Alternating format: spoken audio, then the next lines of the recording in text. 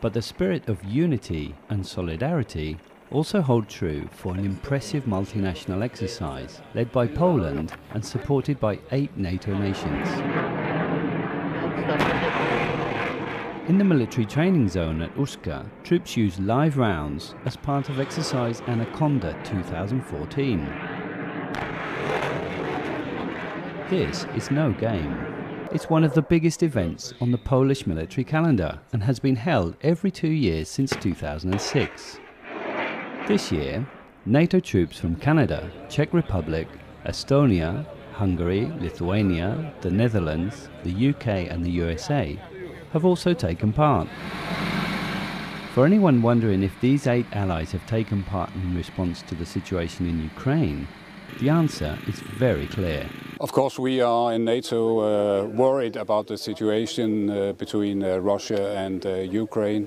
The same Ukrainian situation where the CFR and Trilateral Commission-controlled CIA ran destabilization operations and regime change in the Ukraine, which Vladimir Putin is completely complicit in, by the way, as he shakes hands with intelligence spooks, Mr. Useless Eaters himself here, Henry Kissinger, just with a former KGB operative there.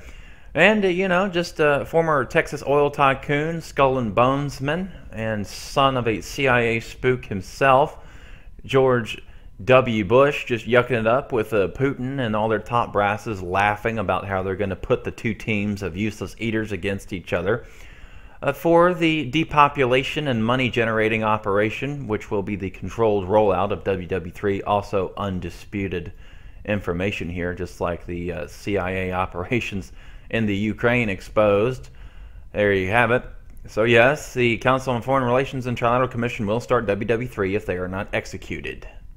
And you probably also know that all heads of states and governments during the Wales summit just some weeks ago discussed this issue, and one of the outcomes is to raise the readiness, to raise the responsiveness of the NATO forces.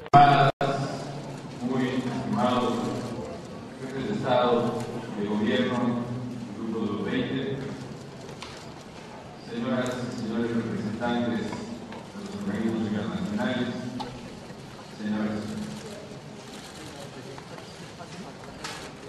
Para México es un honor ser conducción y encabezar la cumbre de líderes del G20 aquí en nuestro país. Americans have stepped forward to share a tearful goodbye with their families before leaving for a strange and distant shore.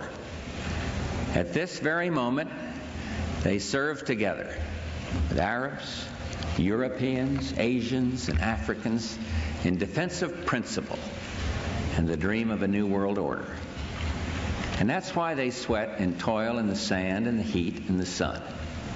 And if they can come together under such adversity, if old adversaries like the Soviet Union and the United States can work in common cause,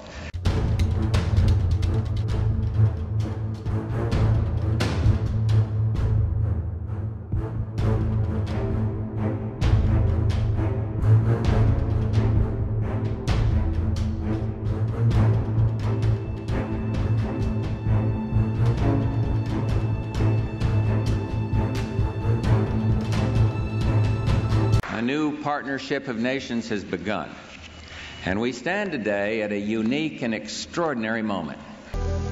When we are successful, and we will be, we have a real chance at this new world order, an order in which a credible United Nations can use its peacekeeping role to fulfill the promise and vision of the UN's founders.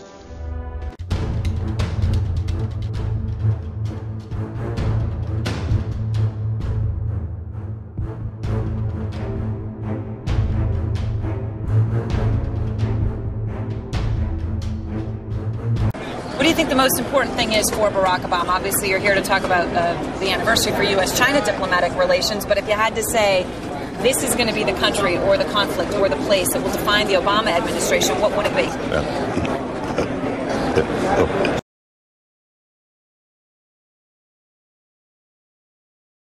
In this period, when really a new world order can be created, it's a great opportunity. It isn't just a crisis. On behalf of the General Assembly, I have the honor to welcome to the United Nations His Excellency Barack Obama, President of the United States of America, and invite him to address the Assembly.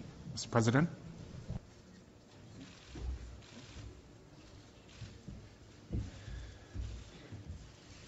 Mr. President, Mr. Secretary General, fellow delegates, ladies and gentlemen.